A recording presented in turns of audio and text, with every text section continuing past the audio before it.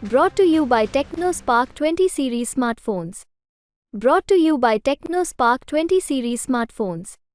I'm superhuman. क्योंकि अभी तक क्या है कि विपक्ष ये आरोप लगाता है कि मीडिया पे पूरा कंट्रोल भारतीय जनता पार्टी का है। बीजेपी कंट्रोल करती है, उसको तमाम तरह के नाम भी दिए जाते हैं।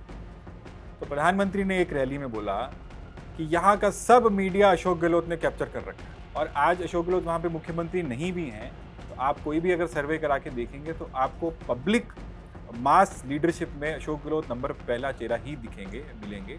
तो वो ब्रांड उनके पास है, बट ऐसा नहीं है कि और लोग वहाँ पे नहीं आ सकते। स्पेस सबके लिए होता है, बट वहाँ पे कांग्रेस पार्टी के पास सेकंड लीडरशिप भी है, आपको जानते ही हैं जो लोग हैं वहाँ पे। नहीं, राजस्थान की बात कर रहा हूँ। नहीं, राजस्थान में तो अशोक गहलोत बहुत बड़ा ब्रांड है, ये बात तो विपक्ष भी मानता है। और विपक्ष मानता है, इसका एक उदाहरण है कि प्रधानमंत्री ने एक वहाँ पे पब्लिक रैली में एक स्पीच में कहा था, जो आप सुन के शायद हैरान होंगे अगर आपने नहीं सुना वो। क्योंकि अभी तक क्या है कि विपक्ष ये आरोप लगाता है कि मीडिया पे पूरा कंट्रोल भारतीय जनता पार्टी का है। बीजेपी कंट्रोल करती है, उसको तमाम तरह के नाम भी दिए जाते हैं। तो प्रधानमंत्री ने एक रैली में बोला कि यहाँ का सब मीडिया अशोक गहलोत ने कैप्चर कर रखा है। तो ये उस बात का उदाहरण है कि वहाँ पे किस प्रकार का चुनाव, या अशोक गहलोत किस प्रकार का चुनाव लड़ रहे थे। और आज अशोक गहलोत वहाँ पे मुख्यमंत्री नहीं भी हैं, तो आप कोई भी अगर सर्वे करा के देखेंगे तो आपको पब्लिक मास लीडरशिप में अशोक गहलोत नंबर पहला चेहरा ही मिलेंगे। तो वो ब्रांड उनके पास है, बट ऐसा नहीं है कि और लोग वहाँ पे नहीं आ सकते। स्पेस सबके लिए होता है, बट वहाँ पे कांग्रेस पार्टी के पास सेकंड लीडरशिप भी है, आपको जानते ही हैं जो लोग हैं वहाँ पे। बट और मेहनत करने की आवश्यकता है वहाँ पे, और पर्सनल ईगोज को साइड पे रख के काम करने की जरूरत ज़्यादा है।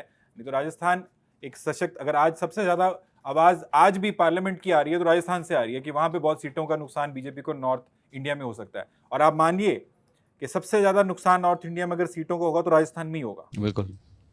और सोनिया गांधी आज वहाँ से राज्यसभा की सांसद हैं, तो वो 70 सीटों की बदौलत ही सांसद बन पाई हैं। तो वो अशोक गहलोत के सीटें बढ़ सकती थी अगर पर्सनल ईगो ना होता तो। नहीं, वो सरकार देखें, ये आप भारतीय जनता पार्टी से भी पूछेंगे तो वो मानेंगे कि जब एग्जिट पोल, आपके ही चैनल के जो पार्टनर हैं जो एग्जिट पोल करते हैं, उन्होंने ही राजस्थान कांग्रेस को जिता दिया था। एक ही एग्जिट पोल गलत हुआ उनका।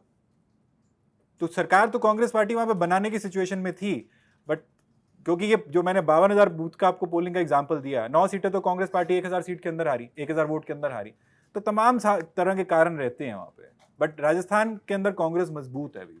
नरेश जी, आप कह रहे हैं कि राजस्थान के अंदर कांग्रेस मजबूत है, लोकसभा चुनाव भी हो चुके हैं और कई तरह की चर्चाएं चल रही है। कोई कह रहा है कि 8 से 10 सीटें आ सकती हैं और काफ़ी बड़ा ये मार्जिन बताया जा रहा है। कोई कह रहा है कि 2 से 5 सीटें आएंगी, कोई 3 से 5। आप भी पॉलिटिकल स्ट्रेटेजिस्ट हैं, आपको क्या लगता है कितनी सीटें आ सकती हैं? अब मैं वहाँ मान के चल रहा हूँ कि बीजेपी का वहाँ पे क्लीन स्वीप नहीं हो रहा पहले तो। अब सीटों का आंकलन मैंने, क्योंकि हर सीट का सर्वे मेरे पास है नहीं और सर्वे के बिना इज ऑल स्पेकुलेशन, तो मैं मान के चल रहा हूँ कि कम से कम 2 सीटों का नुकसान तो दिख रहा है, ज़्यादा भी हो सकता है। और वही तुलना आप मध्य प्रदेश, छत्तीसगढ़, गुजरात से करें, जो आसपास के बगल के राज्य हैं, तो वहाँ पे क्लीन स्वीप दिख रहा है मेरे को। और यहाँ पे राजस्थान में मुझे लगता है कि बीजेपी कोई ना कोई नुकसान झेलना पड़ेगा। क्या लगता है कि आपको वो 2 सीटें आप कौन सी मान के चल रहे हैं? अभी तो परिणाम आएंगे तो पता लगेगा। एक्चुअली 4-5 सीटों पे वहाँ पे लड़ाई है। एक चूरू की सीट है, एक बाड़मेर की सीट है, एक सीकर की सीट है, एक दौसा की सीट है। तो इन सीटों पे लड़ाई दिख रही है वहाँ पे।